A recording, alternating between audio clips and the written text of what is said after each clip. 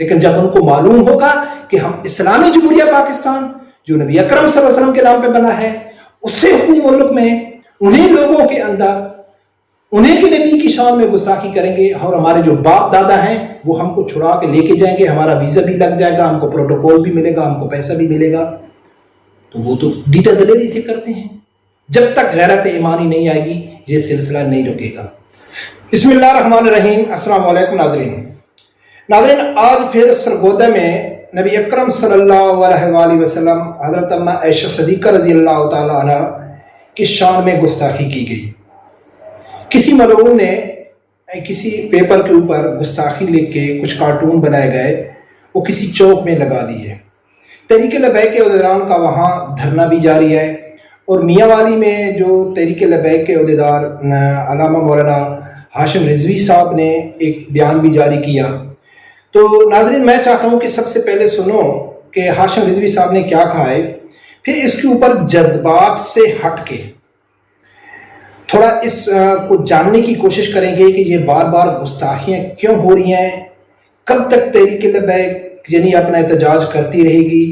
ये तो करते रहेंगे, इसमें कोई शक नहीं है, लेकिन ये गुस्ताखियाँ रोक क्यों नहीं रही, इसके ऊपर मैं आज आप लोगों के सामने थोड़ा खोल के और जज्बात से हट के फैक्ट सामने रख के कुछ बात करूंगा। लेकिन सबसे पहले सुनो कि हाशिम रिजवी साहब क्या कहते हैं, क्या पैगाम देते हैं जिला डिवीज़न सरगोदा के जो तहरीक लबैक के अहदेदारान हैं, उनको क्या पैगाम जारी किया वो सुनो, फिर इसके ऊपर बात करते हैं। बिस्मिल्लाहिर्रहमानिर्रहीम। आज मोरखा 16 जुलाई 2023 को पुरंजा टेल सरगोदा के अंदर जो जिस गुस्ताख ने तौहीन रसालत, तौहीन कुरान और तौहीन मुक़द्दसात की है, इदारे फिलफौर उस गुस्ताख को गिरफ्तार करें। बसूरत दीगर तहरीक लबैक या रसूलुल्लाह पाकिस्तान ज़िला मियाँ वाली और ज़िला खुशाब के जुमला ज़िम्मेदारान, ओहदेदारान, कारकुनान अलर्ट रहें और डिवीजनल क़यादत के हुक्म का इंतज़ार करें। नाज़रीन, आप लोगों ने सुना है आए रोज़ कुछ न कुछ किसी न किसी दिन कहीं न कहीं नबी अकरम सल्लल्लाहु अलैहि वसल्लम की शान में गुस्ताखी होती है या कुरान मजीद की बेहुरमती होती है। ये आए रोज़ पाकिस्तान में कुछ न कुछ दिनों के बाद ऐसा वाक़या होता है। तहरीक लबैक के अहदेदार जाते हैं, ख़ासकर तहरीक लबैक वाले एहतजाज करते हैं, मुजरिम पकड़े भी जाते हैं, केस भी चालू हो जाता है। कुछ दिन पहले जो फैसलाबाद में एक औरत मलून ने गुस्ताखी की थी,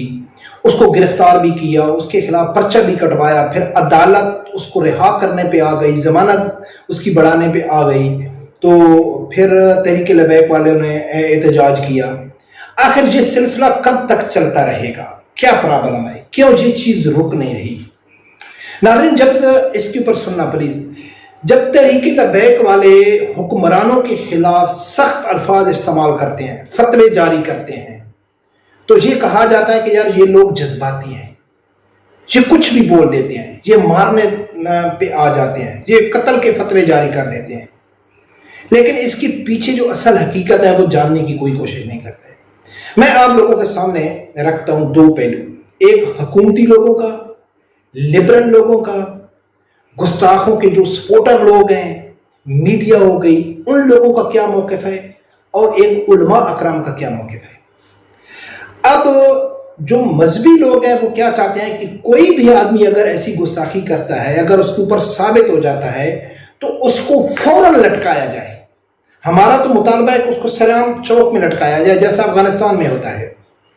लेकिन ऐसा नहीं होता है, उसको रिहा कर दिया जाता है। अब जो बेशरम हुक्मरान, हमारा मीडिया क्या मौक़िफ़ पेश करता है कि यार हम इस 295C है, इसके तहत हम किसी को फांसी नहीं लगाते या इसको हम ख़त्म करते हैं। इसकी दलील क्या पेश करते हैं कि लोग अपने ज़ाती किसी के साथ कोई मसला होता है, कोई जायदाद का मसला होता है या कोई और ज़ाती रंजिश होती है, उसको बुनियाद बनाकर यानी कि उसको कत्ल कर देते हैं और उसके ऊपर इल्ज़ाम लगा देते हैं कि यार ये गुस्ताख था। बिल्कुल ठीक है, ऐसे कुछ वाक़ये हुए पाकिस्तान में, ऐसे रिपोर्ट दर्ज हुई ऐसी कि लोगों ने ज़ातियात की बुनियाद पर उसको कत्ल किया है। बहुत कम हुए हैं लेकिन हुए हैं। अच्छा, दूसरा, मजहबी लोग क्या कहते हैं कि जिसके ऊपर साबित हो जाए उसको फौरन फांसी लगाओ, उसको यानी कि ठिकाने लगा देना चाहिए, दोबारा कोई यानी कि गुस्ताखी नहीं करेगा। अब नाज़रीन, दो फैक्ट आप लोगों के सामने है। پاکستان کی تاریخ میں آج تک سنگل ایک کوئی ایسا واقعہ پاکستان میں پیش نہیں آیا کہ کسی شخص نے اپنے ذاتیات کی وجہ سے کسی کے اوپر یعنی کہ الزام لگایا ہو گستاخی کا اور اس کو قتل کیا ہو، پھر اس کو پولیس نے نہ پکڑا ہو یا پولیس نے پکڑا ہو، عدالت نے اس کو باعزت بری کر دیا ہو، اس کے گلے میں ہار ڈالے گئے ہوں، اس کو ہیرو بنا کر پیش کیا گیا ہو اور علاقے میں لوگوں نے اس کا استقبال کیا ہو کہ یار یہ وہ مرد مجاہد ہے کہ اس نے فلاں شخص کو گولی ماری، قتل کیا گستاخ کو، اور اس کو پاکستانی حکومت نے عدالتوں نے باعزت بری کر دیا۔ اگر پاکستان میں کوئی ایک ایسا واقعہ ہوتا تو پھر ہم کہہ سکتے تھے کہ یہ مس یوز ہو رہا ہے، لوگ ذاتیات کی وجہ سے، اپنے پرسنل ایشو کی وجہ سے، پرسنل پرابلم کی وجہ سے،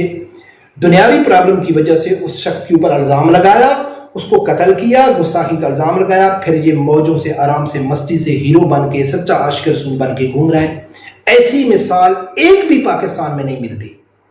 تو پھر یہ مس یوز کیسے ہو گیا؟ اب دوسری طرف جتنے بھی گستاخ ہیں اسی سرگودہ میں جس کی ہم بات کر رہے ہیں، جہاں ایک نئی گستاخی کی خبر سامنے آ رہی ہے، اسی سرگودہ میں نواز شریف کے دور میں ایک شکور قادیانی ہے جو ایک بک کتابوں کی دکان چلاتا تھا، بک ڈپو تھا اس کا، بک سٹال کے اوپر وہ نبی اکرم صلی اللہ علیہ وسلم کی شان میں کچھ کتابیں یہ سیل کر رہا تھا جس میں گستاخی تھی۔ تو اس کو گرفتار کیا گیا، اس کے اوپر کیس چلا، عدالت نے اس کو 5 سال سزا دی،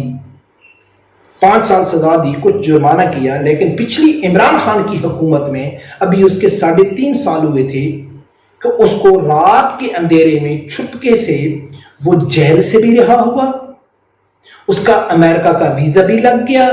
وہ امریکہ بھی پہنچ گیا،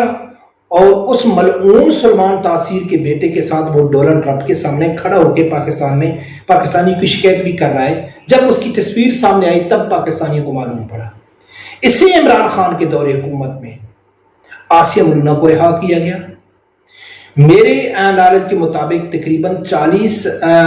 10-12 ایسے گستاخ تھے جن کو رہا کر کے ملک سے باہر بھیجا گیا،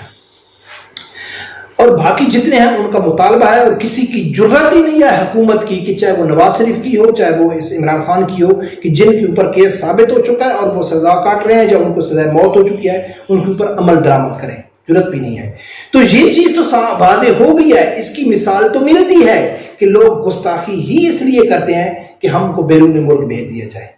ہمارے جو باپ دادا بیٹھے ہوئے ہیں، یہود و نصارہ بیٹھے ہوئے ہیں، ان میں اتنی غیرت ہے، ان میں اتنی دم ہے کہ وہ پاکستانی حکمرانوں کو کی غیرت کو اپنے پاؤں کے نیچے روند کے، کہ ان کی جرات ہی نہیں ہے کہ ہم جس کے اوپر مطالبہ کریں گے، چاہے وہ آسیہ ملونہ ہو، چاہے وہ شکور قادیانی ہو، چاہے کوئی دوسرا بھی ہو،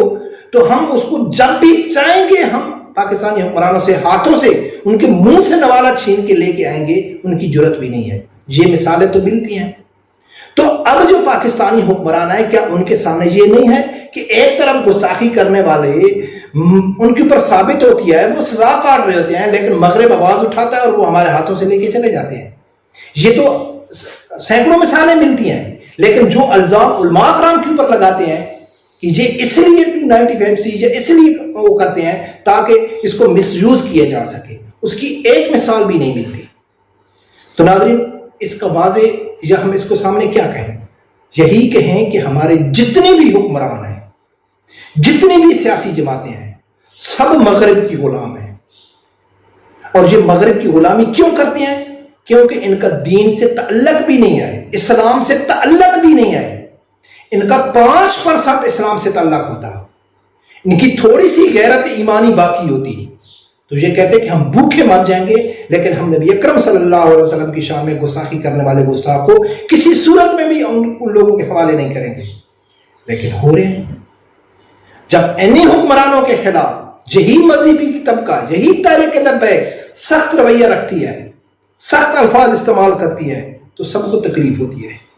کہ یار یہ تو لڑنے پہ آ گئے، لیکن جب نبی اکرم صلی اللہ علیہ وسلم کی شان میں گستاخی ہوتی ہے تو سب کی ماں مر جاتی ہے، اس ٹائم کسی کو غیرت نہیں آتی۔ تو برکم ناظرین، یہ سلسلہ تو میرے خیال میں نہیں رکے گا جب تک تحریک لبیک کی حکومت نہیں آئے گی، یا کسی کی بھی حکومت ہے۔ ابھی افغانستان میں 2 سال ہوئے، 3-4 آدمی کو سر عام پھانسی لگایا، سامنے سیدھا جب ثابت ہو جاتا ہے اس کو لگا دیتے ہیں۔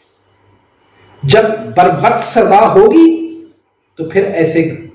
گھنونی حرکت کوئی نہیں کرے گا، لیکن جب ان کو معلوم ہوگا کہ ہم اسلامی جمہوریہ پاکستان جو نبی اکرم صلی اللہ علیہ وسلم کے نام پہ بنا ہے، اس سے حکومت ملک میں انہیں لوگوں کے اندر انہیں کے نبی کی شان میں گستاخی کریں گے، اور ہمارے جو باپ دادا ہیں وہ ہم کو چھڑا کے لے کے جائیں گے، ہمارا ویزا بھی لگ جائے گا، ہم کو پروٹوکول بھی ملے گا، ہم کو پیسہ بھی ملے گا، تو وہ تو ڈیٹا دلیری سے کرتے ہیں۔ جب تک غیرت ایمانی نہیں آئے گی یہ سلسلہ نہیں رکے گا۔ برکم ناظرین دیکھو کیا ہوتا ہے، تحریک لبیک کا دھرنا جاری ہے، وہ کیا کر سکتے ہیں، وہ گرفتاری دلوا دیں گے، پرچہ کٹوا دیں گے، پھر عدالت میں کیس چلا جائے گا، پھر یہ لوگ اپنی غلامی کر کے ان کو برکم اللہ تعالیٰ سے ہم امید ہی رکھ سکتے ہیں کہ انشاءاللہ ایک نہ ایک دن تحریک لبیک کی حکومت آئے گی۔ جب وہ آئے گی تو سب انشاءاللہ لینوں میں ہوں گے۔ رب پروردگار سے یہی دعا ہے اللہ تعالیٰ میرے سمجھدار آدمی کو حق ساتھ سننے کی اور اس کے ساتھ کھڑے ہونے کی توفیق عطا فرمائے۔ اللہ